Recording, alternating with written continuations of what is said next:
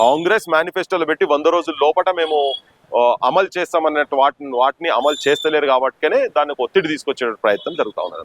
ఎందుకు మీ వాయిస్ వినగానే చాలా మంది జనాలు వ్యతిరేకంగా మాట్లాడుతున్నాడు అని చెప్పేసి ఊహించుకుంటున్నారు. కానీ మీరు మాట్లాడేది లాజికల్ గా సబ్జెక్ట్ మాట్లాడతారు. కానీ ఇది పోర్ట్రేట్ ఎలా అయిపోతుందంటే ఇండైరెక్ట్ గా మమ్మల్ని వ్యతిరేకిస్తున్నాడు అన్నట్టు అలా వాళ్ళు రిసీవ్ చేసుకుంటున్నారు. పాపం వాళ్ళ మానసిక స్థితి, వాళ్ళ కింద నీళ్లు ఉన్నారు నాయన మీకు తెలుస్తలేదు, మీకు కింద ఆల్రెడీ తడిసింది వెనుక మీకు అర్థమైతలేదు, ఈ తడిసి ఎక్కువైపోయి చీరికిపోతుంది అనేది వాళ్ళకి తెలుస్తలేదు. అది చెప్తుంటే వాళ్ళకి అర్థం కాకుండా వాళ్ళు వేరే తిరిగి చేసుకుంటే దానికి ఎవడేం చేస్తాడు చెప్పు.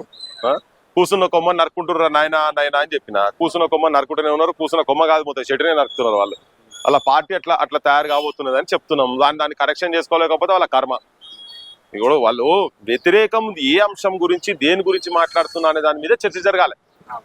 నేను ఇలా చెప్తున్నా ఈ అంశాలు అవునువే పృథ్వీరాజ్ తప్పు చెప్తున్నావా, 1200 మందిలో మేము చేసినాము చూడు, ఒక 100 మందికి మేము ఇచ్చినామని చెప్పని ముంగ రమ్మానండి, మంత్రులను రమ్మానండి, ఎమ్మెల్యేలు రమ్మానండి, ముఖ్యమంత్రిని మాట్లాడమని చెప్పండి. లేకుంటే ఇది జరుగుతలేదు కదా, మరి చూపించమని చెప్పండి. ఉద్యమకాలు ఇంతమందిని ఉద్యమకాలం ఐడెంటిఫై చేసినామని 9 మంది నువ్వు చేసి పారితోషికాలు పెద్ద ఇచ్చినావు, అది నీ సొంతం, నువ్వు మేనిఫెస్టోలో ఏం పెట్టలే, వాళ్ళకి ఏదో ఇచ్చినావు, దాన్ని ఆ చర్చ కాదు కదా. ఇక్కడ కొన్ని 100ల మంది తెలంగాణ ఉద్యమకారులు జైళ్ళ నుండి పీడీ యాక్ట్ల కింద పడి నెలలు మగ్గి అందులో ఉన్నారు కదా.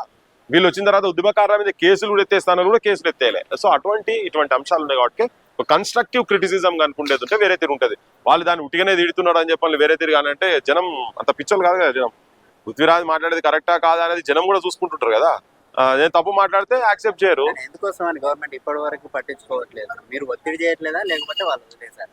వాళ్ళకు సోయి లేదు, వాళ్ళకు ఆత్మసాక్షిగా తెలంగాణ మీద ఇంట్రెస్ట్ లేదు, వాళ్ళు తెలంగాణ అన్న నాయకత్వం కాదు వాళ్ళు. కనుక వాళ్ళకు నిజంగా అంటే వాళ్ళు ఎన్నడూ తెలంగాణ గురించి కొట్లాడిన వాళ్ళు కాదు. వాళ్ళకి ఇట్లా బాధలు సాధకాలు ఉంటాయి. మేము వచ్చిన తర్వాత మాట మీద నిలబడి మేము అన్నయ్య చేయాలి అని చెప్పనేది ఉన్నది కదా. నీకు గుండెలో పెట్టుకుంటా అని చెప్పని అన్నాడు కదా. ఆ గుండెలో పెట్టుకుంటా అనేది ఉట్టిగా పెదవులకెళ్ళి వచ్చినటువంటి మాటనే తప్ప అది నిజంగా వాళ్ళ మనసులకెళ్ళి వచ్చినటువంటి మాట కాదు. కాబట్టి రేవంత్ రెడ్డి ఇప్పుడు మరిచిపోతున్నాడు, విస్మరిస్తున్నాడు, అవమానపరుస్తున్నాడు ఉద్యమకారులను, తెలంగాణ గురించి చనిపోయినటువంటి కుటుంబాలను కూడా అశ్రద్ధతోటి వాళ్ళను కూడా ఇన్సల్ట్ చేస్తున్నాడు. అంతే. మీరు చూస్తేనేమో జై తెలంగాణ అనేవారు, ఆయన ఇప్పటిదాకా ఒక్కసారి కూడా జై తెలంగాణ అనలేదు.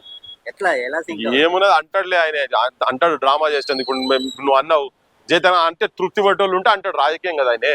ఉట్టిగా జై తెలంగాణ అంటే కూడా పెద్ద దాంతో నాశంతో అయితే సంతోషించేది ఏం లేదు. ఈ ప్రజల సామాజికంగా ఆర్థికంగా ఆత్మాభిమానంతో ఆత్మగౌరవంతో బతికేటువంటి బాటలు కనుక ముఖ్యమంత్రి వేసేది ఉంటే అప్పుడు మేము నిజంగా సంతోషపడతాం, ఆయన కూడా చేయంటాం. ఎక్స్పెక్టేషన్స్ నాకు కూడా చాలా ఉండే, ఆయన మీద, రేవంత్ రెడ్డి మీద చాలా ఎక్స్పెక్టేషన్స్ ఉండే. కానీ తన పాలనకు వచ్చిన తర్వాత ముఖ్యమంత్రిగా వ్యవహరిస్తున్న శైలి చూస్తేనైతే బాధ అనిపిస్తుంది.